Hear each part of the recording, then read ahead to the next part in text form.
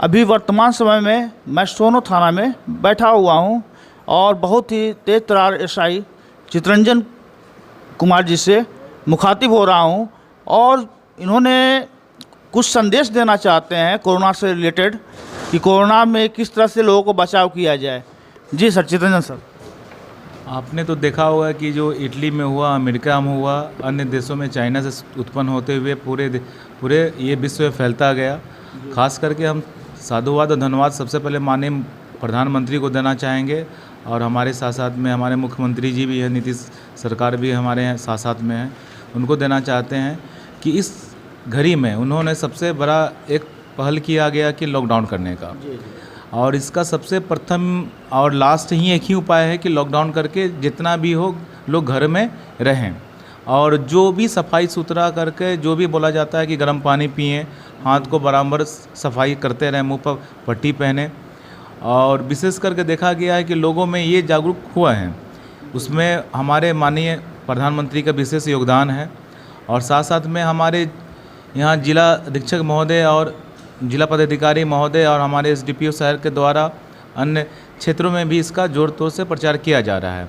Bhaskar Ranjan sir हमारे यहाँ पर उपाधीक्षक महोदय हैं, उनके द्वारा गाइडलाइंस दिया गया है, एसपी सर के द्वारा गाइडलाइंस दिया गया है। उसमें हम लोग जितने भी ऑफिसर हैं उस पर एक क्रमबद्ध रूप में काम कर रहे हैं। काम करने का तरीका हम लोग का है, जैसे कि अभी काफ़ी बेरोज़गारी की स्थिति बनी हुई है, उसमें एसपी सर के द्वारा सबसे विशेष ध्यान दिया गया है कि जो आप लोग के माध्यम से भी ये खबर आती है कि उस दूर दराज गाँव में भूखमरी की स्थिति बनी हुई है। कुछ ऐसे अभी भी है, संथाली लोग हैं और जनजातीय लोग हैं, उसमें आज भी स्थिति गंभीर बनी हुई है। वहाँ पर सर के द्वारा माध्यम से या किसी अन्य के माध्यम से आता है कि सर वहाँ पर कमी है अनाजों का, तो अनाज की कमी हमारे यहाँ पर जो स्थानीय लोग हैं, समाज सेवक हैं और कुछ लोग हैं जो गुप्त रूप से इसमें धान का या चावल का योगदान दे रहे हैं, अन्य खाद्यान्नों का दान दे रहे हैं। उसमें झाझा से भी हमारे यहाँ जितने भी व्यापारी वर्ग हैं, हमारे सोनों को भी मैं आभार देता हूँ कि हम व्यापारी जितने भी हैं वो सब योगदान दे रहे हैं, जितना भी योगदान दे रहे हैं और सब गरीबों में उसका वितरण लगातार किया जा रहा है। ये हमारे माध्यम से भी होता है, हम तो हर एक जगह जाते हैं भी हैं समाज का वितरण करने में। और लोगों से यही गुजारिश है कि घर में रहें, लॉकडाउन के नियमों का पालन करें।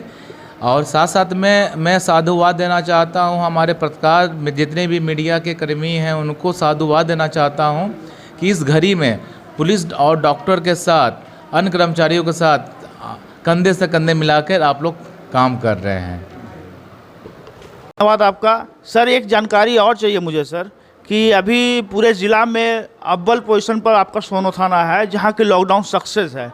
सर इसमें क्या क्या परेशानियां आपको प्राइमरी स्टेज में आई थी सर? सबसे पहले तो मैं कहना चाहूँगा कि यहाँ का ट्रैफिक सिस्टम बहुत बड़ा कमी थी। ट्रैफिक में हम लोग काफ़ी योगदान दिए। हमारे सहयोगी हैं, हमारे मृत्युंजय जी हैं, हमारे जितेंद्र सर हैं, हमारे खास करके थानाध्यक्ष महोदय के गाइडलाइंस के द्वारा, अन्य सहयोगी के द्वारा सबसे पहले हम लोग ट्रैफिक रूल को फॉलो करवाएं।